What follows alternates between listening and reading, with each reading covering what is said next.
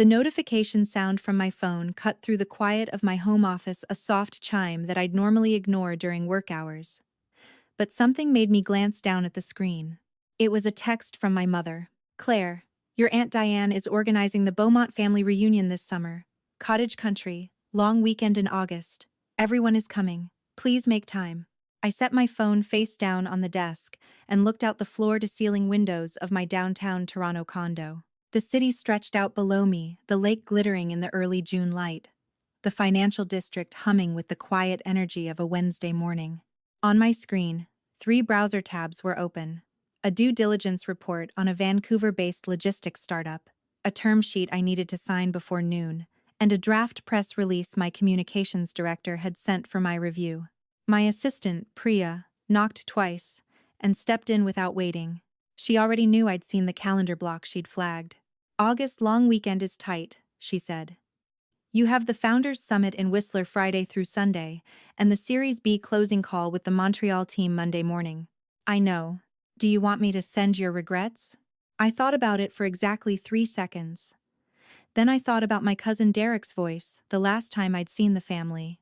The way he'd looked at my worn-down hatchback in the driveway of my aunt's house in Barrie, and said, loud enough for everyone to hear, "Still driving that thing, Claire? Thought maybe you'd have upgraded by now." And the way everyone had laughed, just a little, just enough. "No," I said. "Clear the Sunday slot in Whistler. I'll fly back Saturday night." Priya nodded, already typing. "Should I arrange the usual transportation?" "Yes," I said. "The full arrangement." She smiled, a small, knowing smile, and left the room. I should explain who I am. Not the version my family knows, but the real one. My name is Claire Beaumont. I'm 34 years old. I grew up in Barrie, Ontario, the second of 3 kids, middle child in every sense of the word, overlooked, average by the family's standards, the one who took the scenic route when everyone else seemed to know exactly where they were going. My older brother, Patrick, became a dentist. Respected, established, married with 2 kids in a house in Oakville that my parents talked about at every holiday dinner like it was a cathedral. My younger sister, Vanessa, married a civil engineer named Rob at 26 and moved to a beautiful suburb of Ottawa where she hosted Christmas every other year and made everything look effortless. And then there was me. I studied fine arts at OCAD University in Toronto, which my father never quite forgave me for. Not outwardly, he was too polite for that, but in the way he'd pause just a half-second too long before answering whenever someone asked what his daughter was doing.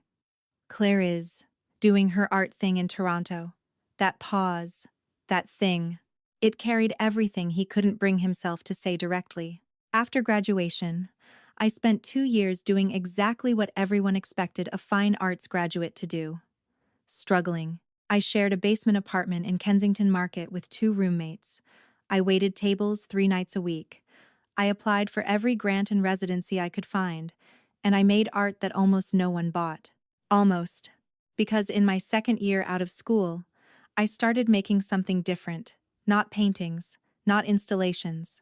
Digital work, intricate, layered, deeply personal pieces that I began posting under a pseudonym on platforms that, at the time, most people in the traditional art world weren't paying much attention to.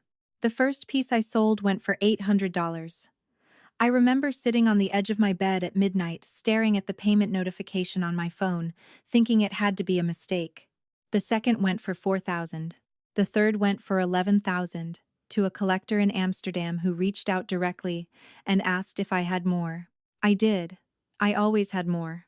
Within 18 months, I was making more from my digital work than I'd ever made waitressing.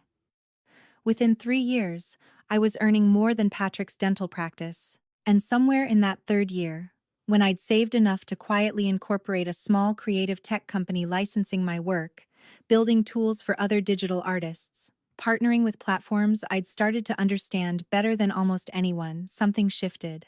I stopped thinking of myself as an artist who was also doing business. I started thinking of myself as someone who was building something. But here is the part my family never knew. I never told them. Not when the money started. Not when I hired my first employee. Not when I moved out of Kensington Market and into a one-bedroom in Liberty Village, then a two-bedroom in King West, then finally, 4 years ago, into the condo I own outright on the 38th floor, overlooking the lake. I told them I was doing freelance design work. When they asked if it was going well, I said, "It pays the bills." When my mother suggested I look into getting a more stable job, I said I'd think about it. When my father asked, at Christmas 2 years ago, whether I had a retirement plan, I said I was working on it. I let them worry. I let them pity me. I let them whisper at family gatherings that Claire still hadn't figured it out. And I built an empire, in silence. I need you to understand why. It wasn't bitterness, though I'd be lying if I said that played no role at all. It wasn't strategy, though silence turned out to be a more powerful strategy than I ever planned. It was something simpler, and something harder to explain. When I sold that first piece for $800, my instinct was to call my mother. I had my phone in my hand. I was ready to dial. And then I thought about what she would say, the cautious optimism, the gentle hedge. "That's wonderful, sweetheart, but don't rely on it," and I put the phone down. And when the fourth piece sold for $22,000 to a gallery in Seoul, I thought again about telling them. But by then something had calcified in me. I wanted to see how far I could go on my own terms, without anyone's approval or doubt or well-meaning skepticism shaping the story before I'd finished writing it. I also knew my family, and I knew that the moment I told them, the story would stop being mine. It would become a dinner table topic, a bragging right for my mother, a confusing thing for my father to explain to his friends, ammunition for Patrick to feel quietly competitive about. I wasn't ready for that. And then 1 year passed, and another, and by the time it would have been natural to say something, the silence had become its own kind of wall. So I kept building. My company, Brightline Creative, though you might know the parent holding company by a different name, now operates across 4 cities. We employ 63 people full-time. Our tools are used by over 200,000 independent digital artists worldwide. Last year, we closed a partnership with a major North American streaming platform that I am not yet at liberty to name, but that most of you would recognize immediately. My net worth, as of my last conversation with my financial advisor, sits at approximately $41 million. My family thought I was a freelance graphic designer who probably couldn't afford a house. The reunion was at my Aunt Diane's property, near Port Carling, a beautiful stretch of Muskoka shoreline that had been in the family for 30 years. 12 adults, 4 kids, a long weekend of docks and barbecues, and the particular tension that only large families who don't quite understand each other can generate. I drove up Friday evening, alone, in my car, a matte black Range Rover that I'd had for 2 years and that, I realized with some amusement on the drive up Highway 11, was worth more than Derek's annual salary. I didn't arrive by helicopter. I didn't send a car ahead. I just drove, windows down, the Muskoka air coming in warm and smelling like pine and lake water. My Aunt Diane met me at the door with a hug that felt genuine because it was. She had always been kind to me, in a quiet, uncomplicated way that I'd appreciated more as I got older. "You look well," she said, stepping back to look at me. "I feel well," I said. The first person I saw inside was Derek. He was standing in the kitchen with a beer, talking to my brother Patrick, and he did a visible double take when I walked in. "New car?" he said, nodding toward the driveway. "Mm-hmm. Doing all right then, the freelance thing?" "It's going," I said. "How's the accounting firm?" "Good, good." He said it with the slightly defensive confidence of someone who suspects they've just lost the opening exchange without knowing quite how. I smiled and went to find my mother. Saturday was the full family day, kids in the water all morning, a big lunch on the back deck, lawn games in the afternoon heat. My father grilled. Patrick's wife, Michelle, organized everyone with cheerful military precision. Vanessa's youngest, a 4-year-old named Theo, spent the morning attached to my leg, which I didn't mind at all. It was during lunch that it started. My cousin, Amber Derek's younger sister, who worked in marketing in Hamilton and had always been pleasant to me, in a slightly pitying way, asked what I thought of the housing market. "Brutal," I said. especially for anyone trying to get in now. Do you own? Or are you still renting? I own. Oh, genuine surprise. Condo? Yes. Downtown Toronto? She said it the way people say it when they mean, how are you managing that? Near the waterfront, yeah. Wow. She processed this. That must be. How do you afford that on freelance? And there it was. The question asked with genuine curiosity and zero awareness of how it landed. My mother, sitting 2 seats down, glanced up from her potato salad with an expression I recognized, the preemptive apology she made with her eyes before anyone said anything that might embarrass me. It worked out, I said, and turned to ask Theo if he wanted more watermelon. But Patrick, from across the table, wasn't ready to let it go. Patrick never was. Not out of cruelty, he genuinely believed he was being helpful. What exactly are you doing now, Claire? You've always been vague about it. Design, you said? Creative technology, software licensing, mostly. Some partnership work. Right, but like, for who? Do you have clients? I have clients, yes. Big companies? I looked at him. He looked back at me with that particular expression, the slightly too patient expression of someone explaining something to a person they've quietly written off. Some of them are pretty big, I said. He nodded slowly, the way you nod when you don't quite believe someone but don't want to make a scene. I let it go. Saturday evening, after the kids were in bed, and the adults had settled on the back dock with wine and the particular golden light that only comes off a Muskoka lake at 9 o'clock in July, my Aunt Diane asked the question that changed the weekend. Claire, she said, I've been meaning to ask, did anything come of that business you were building? You mentioned something a few years ago, I think. A company? The dock went quiet the way docks go quiet when something interesting is about to happen. I looked at the water for a moment. Yes, I said. It came to quite a bit, actually. What kind of company? My father asked. He was sitting at the end of the dock, and he had the careful tone of someone who was trying to participate without getting his hopes up. Software. Tools for digital artists. We license them to platforms and individual creators. We? Patrick said. I have 63 employees. Silence. Not the comfortable silence of a summer evening, the other kind. My mother set down her wine glass. 63, she said. Full-time, I said, plus contractors. We're in Toronto, Vancouver, Montreal, and we opened a small office in Austin last year. Claire. My father's voice had changed. How long has this been going on? About 9 years.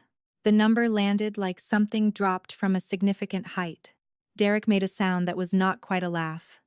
9 years. Give or take. And you never, he stopped, shook his head. You let us all think you were just, every Christmas. Your dad was, we all thought. I know what you thought, I said. Not unkindly, just plainly. Well, how big is it? The company? Patrick asked. His voice was very careful now. The patient condescension was gone. Something else had replaced it, something I recognized as recalibration. I had thought about this moment, honestly. Not obsessively, I hadn't spent 9 years engineering it the way a revenge story might suggest. But I had thought about it. I knew this conversation would happen eventually. And I had decided a long time ago that when it did, I wouldn't minimize. I wouldn't deflect. I had spent 9 years making myself small in front of these people, and I was done with that. We did about 18 million in revenue last year, I said. The valuation at our last round was in the neighborhood of 45 million. My personal stake, I paused, not for effect, but because I was genuinely deciding how specific to be. My net worth is around $41 million. The lake made small sounds against the dock posts. Somewhere across the water, a loon called. My father stood up. Not dramatically, he just stood up and walked to the end of the dock and stood there with his back to us, looking at the water. I watched his shoulders. They were very still. My mother had both hands around her wine glass.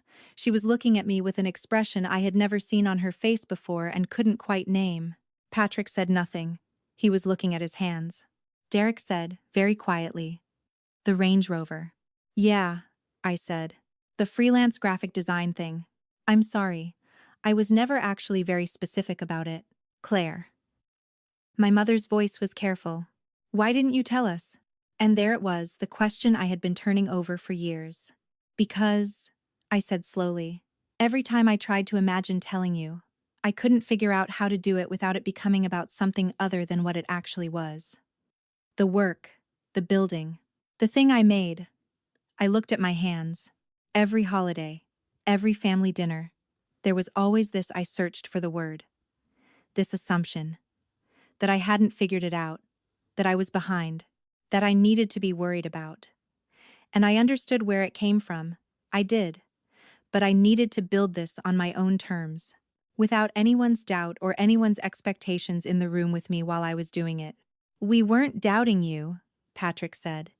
We were just, Patrick. I said his name gently, but firmly. You asked me, 3 Christmases ago, if I had looked into getting a more stable job. You said it would give me a foundation. He opened his mouth, closed it. 2 years before that, I continued, you told Dad I was probably going to need to move back to Barrie eventually. I was in the other room. I wasn't supposed to hear. The doc was very quiet. I'm not telling you this to hurt you, I said. I'm telling you because you asked why I didn't say anything.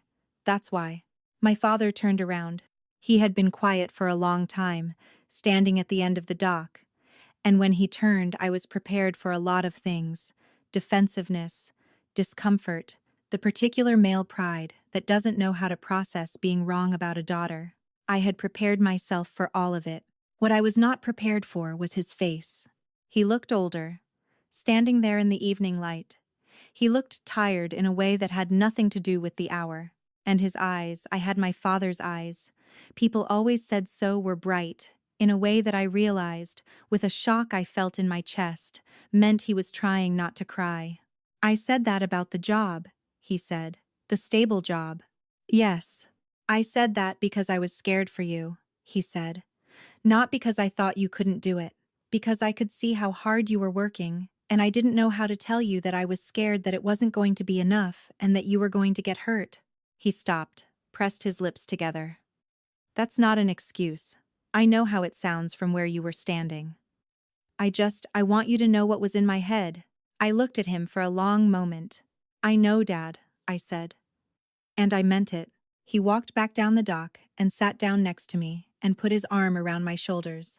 And we sat there like that, while the lake darkened and the stars came out over Muskoka, and my mother made a sound that was either a laugh or a sob, and possibly both. Sunday morning was different. Not fixed, I want to be honest about that, because this isn't that kind of story.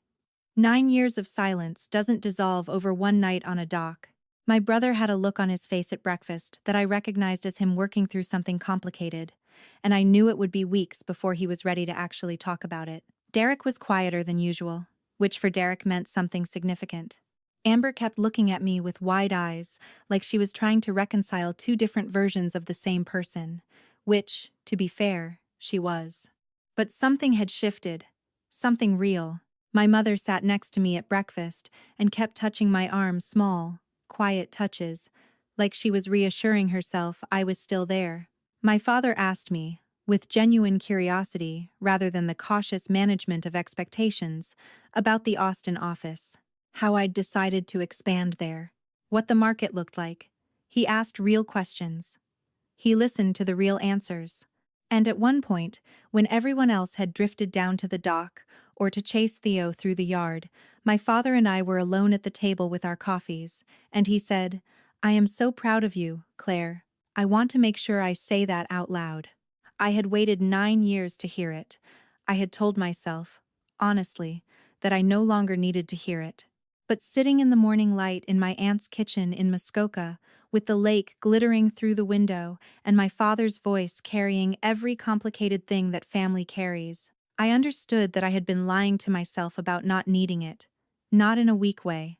In a human way. Thank you, I said. That means a lot. He nodded. We drank our coffee.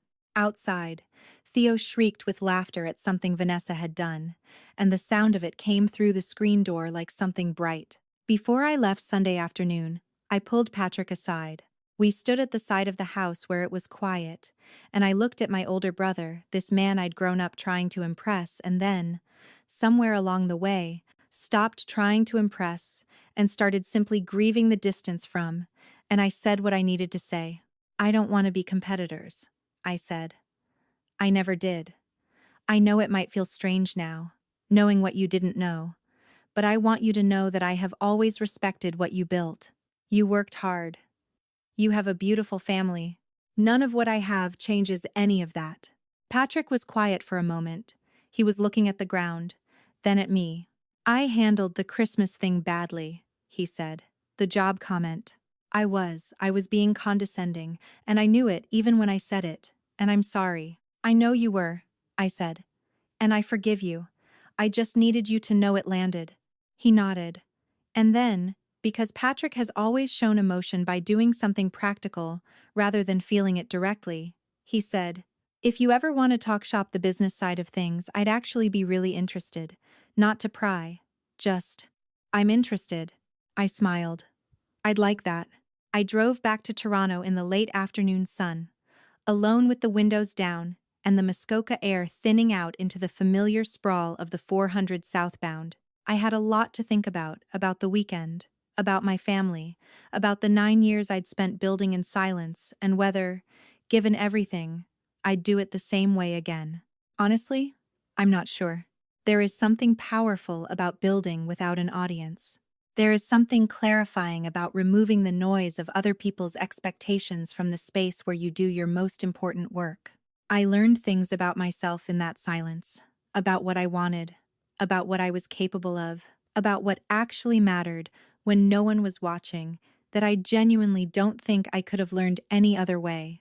But silence has a cost, and I spent 9 years paying it in ways I didn't always acknowledge. The loneliness of a secret, even a successful one, is still loneliness. The pride of a hidden achievement is still a pride that has nowhere to land. I sat across from my family at 40 holiday dinners and let them see a version of me that didn't exist. And while I told myself it was because I didn't need their validation, the truth is that I did want it. I just didn't want to want it. And there's a difference. What I know now, pulling onto the 401 with the city skyline coming into view in the distance, is this. I am glad I built what I built. I am glad I did it on my own terms. But I'm also glad that the wall came down, not because I needed the recognition, but because I was tired of carrying the distance.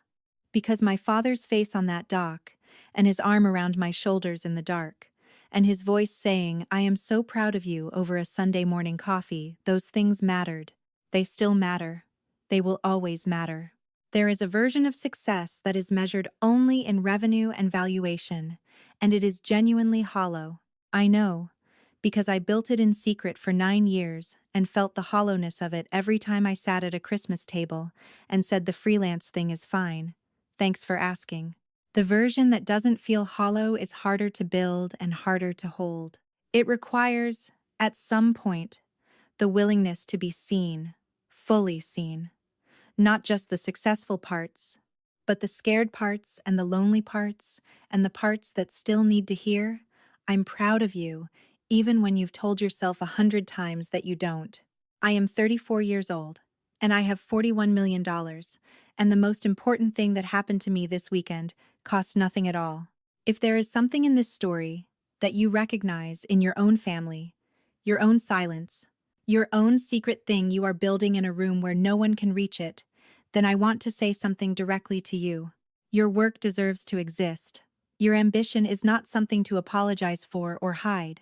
The people who made you feel small did so, in most cases, from their own fear rather than from any clear sight of who you actually are, and fear, even when it looks like contempt, is not an accurate measure of your value.